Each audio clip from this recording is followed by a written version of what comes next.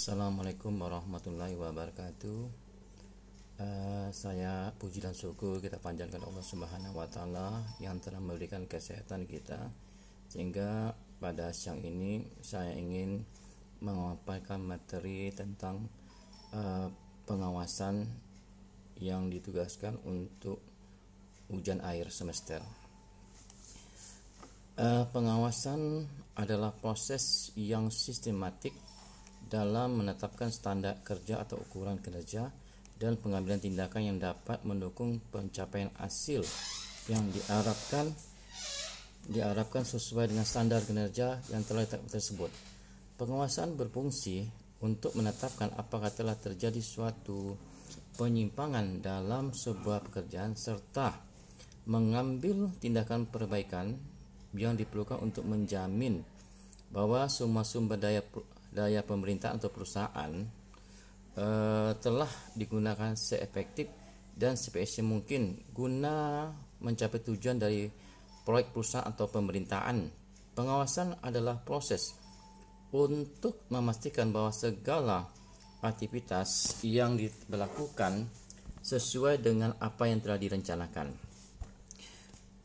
Untuk pengertian fungsi dan jenis pengawasan dalam manajemen proyek akan dijelaskan di bawah ini. Berdasarkan pendapat tersebut di atas dapat ditarik kesimpulan bahwa pengawasan monitoring merupakan hal yang penting dalam menjalankan suatu perencanaan.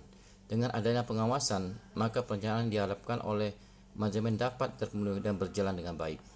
Pengawasan pada dasarnya diarahkan sepenuhnya untuk menghindari adanya kemungkinan penyelewengan dan penyimpangan atas tujuan yang akan dicapai. Melalui pengawasan diarahkan dapat membantu melaksanakan kebijaksanaan yang telah ditetapkan untuk mencapai tujuan yang telah direncanakan secara efektif dan efisien.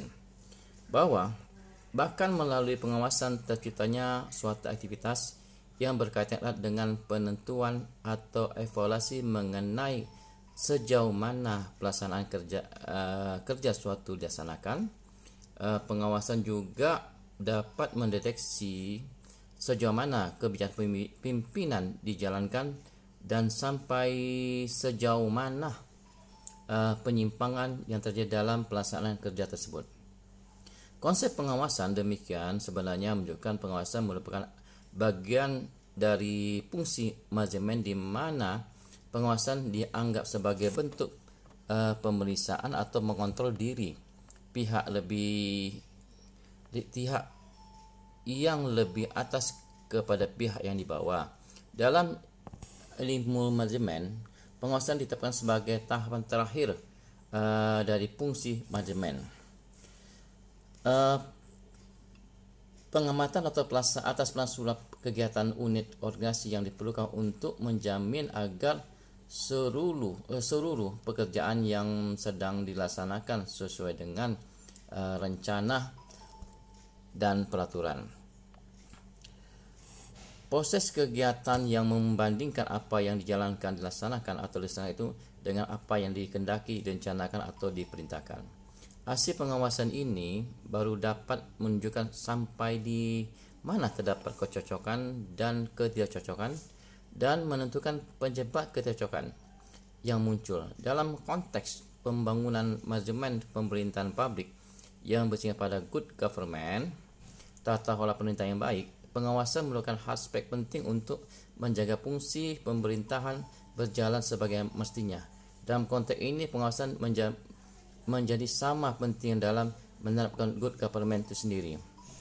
Dalam kaitan dengan akuntabilitas publik, pengawasan merupakan salah satu cara untuk membangun dan menjaga legitimasi warga masyarakat terhadap kinerja pemerintah dengan menciptakan suatu sistem pengawasan efektif, baik pengawasan internal control atau maupun pengawasan external control.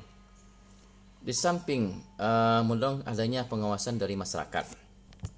Sasaran pengawasan adalah temuan yang menyatakan terjadi penyimpangan atas rencana atau target. Sementara itu tindakan yang dapat dilakukan adalah mengarahkan dan merekomendasikan perbaikan, menyarankan agar ditekan adanya pemborosan, mengoptimalkan pekerjaan atau mencapai sasaran rencana.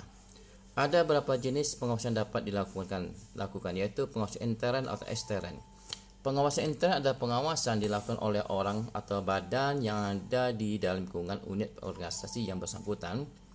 Pengawasan dalam bentuk ini dapat dilakukan dengan cara pengawasan atasan langsung atau pengawasan melekat, built-in control, atau pengawasan yang dilakukan secara rutin oleh Inspektorat Jenderal pada setiap kementerian dan inspektorat wilayah untuk setiap daerah yang ada di Indonesia dengan menetapkan di bawah pengawasan Kementerian Dalam Negeri.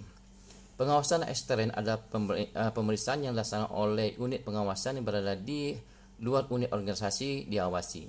Dan ini di Indonesia ada Badan Pemeriksa Keuangan BPK yang merupakan lembaga tinggi negara yang terlepas dari pengaruh kekuasaan manapun. Dalam menjalankan tugasnya, BPK tidak mengabaikan hasil laporan pemeriksaan aparat pengawasan intern pemerintah, sehingga sudah sepantasnya di antara kedua perlu terwujud harmonisasi dalam proses pengawasan keuangan negara. Proses harmonisasi demikian tidak mengurangi independensi BPK yang untuk tidak memihak atau menilai secara objektif aktivitas pemerintah. Pengawasan preventif dan represif. Pengawasan preventif lebih dimaksudkan sebagai pengawasan yang dilakukan terhadap suatu kegiatan sebelum kegiatan itu dilaksanakan sehingga dapat mencegah terjadinya penyimpangan. Lazimnya pengawasan ini dilakukan pemerintah dengan maksud untuk menilai adanya penyimpangan melaksanakan keuangan negara yang akan membebankan dan merugikan negara yang besar. Di sisi lain, pengawasan ini juga dimaksudkan agar sistem pelaksanaan anggaran dapat berjalan sebagaimana yang dilakukan dikehendaki. Pengawasan preventif akan lebih bermanfaat dan bermakna jika dilakukan oleh atasan langsung sehingga penyimpangan dimaksudkan yang dimungkinkan dilakukan akan terdeteksi lebih awal. Di sisi lain, pengawasan represif adalah pengawasan yang dilakukan terhadap suatu kegiatan dalam kegiatan pengawasan model lazim dilakukan pada akhir tahun anggaran, di mana anggaran yang telah ditentukan dengan kemudian disamakan laporannya. Setelah itu dilakukan pemeriksaan dan pengawasan untuk mengetahui kemungkinan terjadinya penyimpangan. Pengawasan aktif dan pasif. Pengawasan dekat aktif dilakukan sebagai bentuk pengawasan dilaksanakan di tempat kegiatan yang bersangkutan. Hal ini berbeda dengan pengawasan jauh pasif yang melakukan pengawasan melalui penelitian dan mengurai tindak surat-surat bertanggung jawab yang serta dan bukti-bukti penerimaan dan pengeluaran. Di sisi lain, pengawasan berdasarkan pemeriksaan kebenaran formil menurut hak adalah pemeriksaan terhadap pengeluaran apakah telah sesuai dengan peraturan, tidak kadaluarsa dan hak itu terbukti kebenarannya.